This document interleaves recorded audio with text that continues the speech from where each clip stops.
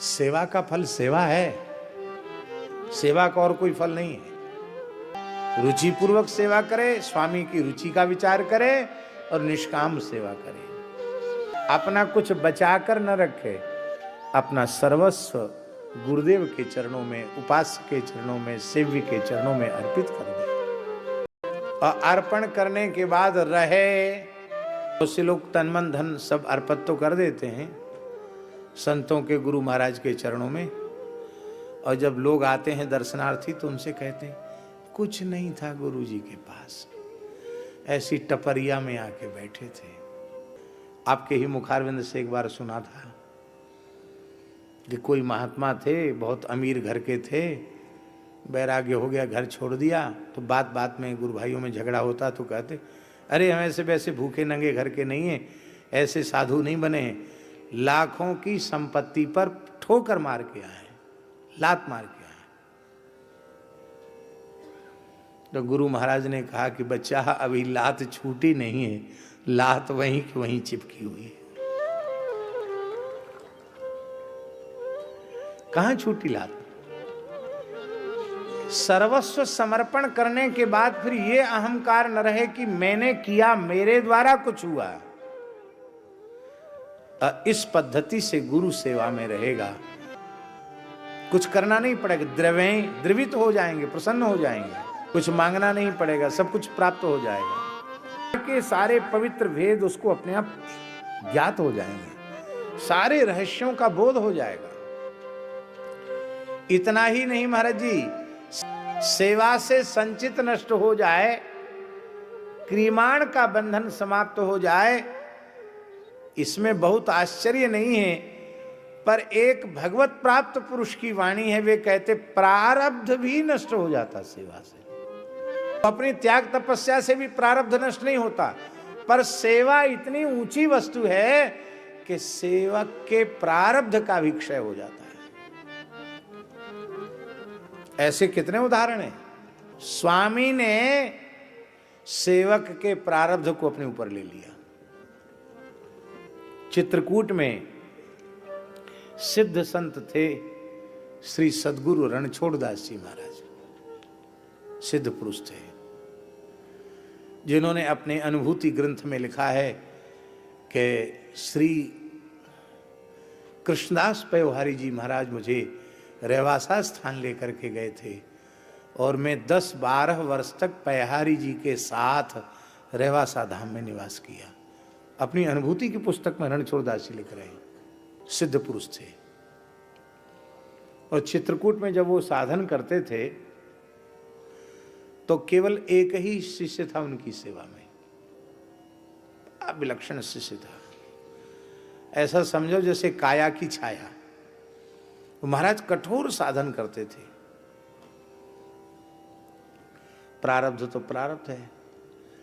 वो शिष्य को पहले कफ खांसी बनी और फिर दमा हो गया, श्वास हो गया। अब इतना भारी श्वास उखड़ गया, आप कल्पना कीजिए, आज से लगभग 80-90 वर्ष पुरानी बात होगी। उस समय की कल्पना कीजिए कि उस समय चित्रकूट में क्या स्थिति होगी। औषधि के नाम पर कुछ, न कोई चिकित्सक न कोई दवा। अब वो बेचारा चेला, उसकी तो हालत ये हो गई कि चल न सके, इतना श्वास फूले, उसका दम भराया।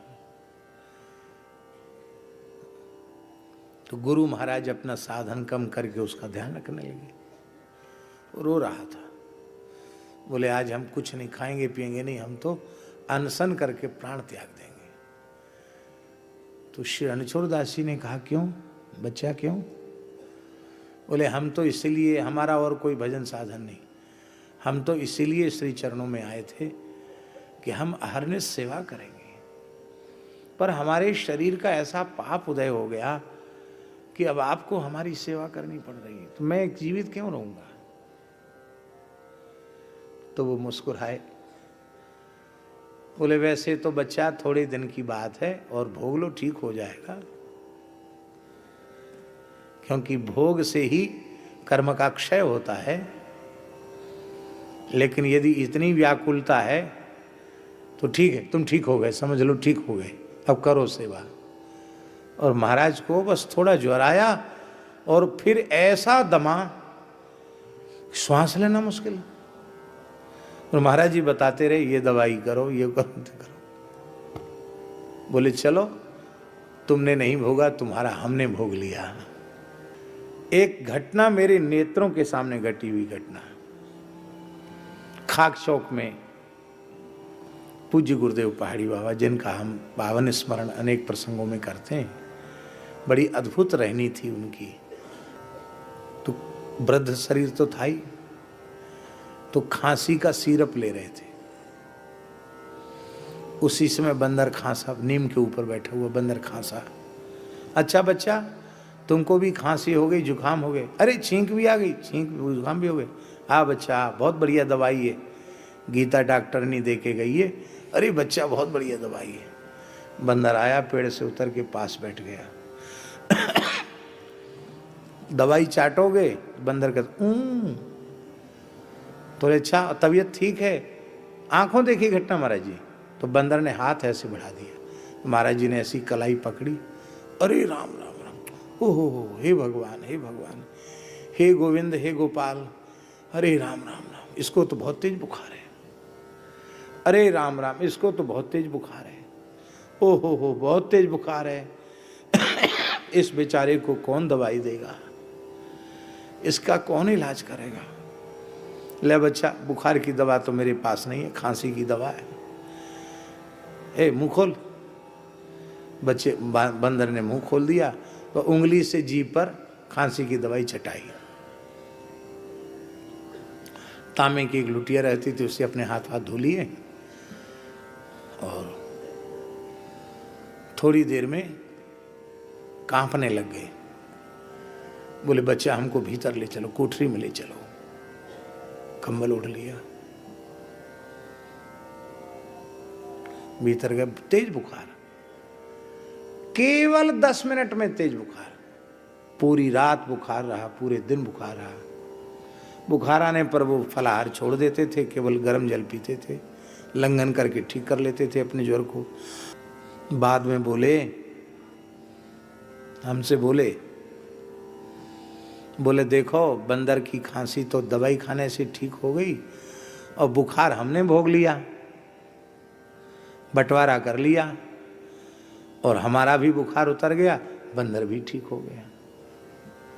अब सोचो, बंदर से उनका कौन सा स्वार्थ था और बंदर भला किसकी क्या सेवा करने वाला है।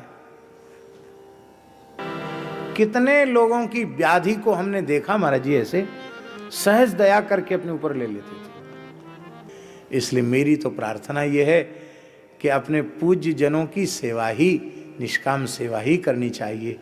उनके सामने अपनी आधी व्याधि का रोना रो करके उनके साधन में विक्षेप करना अथवा अपनी व्याधि उनको देना, ये मेरे विचार से तो बहुत अच्छी बात नहीं है।